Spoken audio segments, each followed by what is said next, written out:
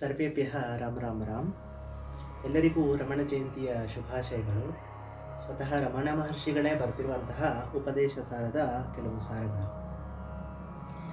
ಕರ್ತುರಾಜ್ಞಯ ಪ್ರಾಪ್ಯತೆ ಫಲಂ ಕರ್ಮ ಕಿಂ ಪರಂ ಕರ್ಮ ತಜ್ಜಡಂ ಕೃತಿಮಹೋದಧೌ ಪತನ ಕಾರಣಂ ಫಲಮಶಾಶ್ವತಂ ಗತಿ ನಿರೋಧಕಂ ಈಶ್ವರಾರ್ಪಿತಂ ನೇಚ್ಛಯಾ ಕೃತಂ ಚಿತ್ತಶೋಧಕಂ ಮುಕ್ತಿಸಾಧಕಂ ಅಹಮಪೇತಕಂ ಕೃತನಿಭಾನಕಂ ಮಹದಿದಂ ತಪೋ ರಮಣವಾಗಿಯಂ ಮಹದಿದಂ ತಪೋ ರಮಣವಾಗಿಯಂ.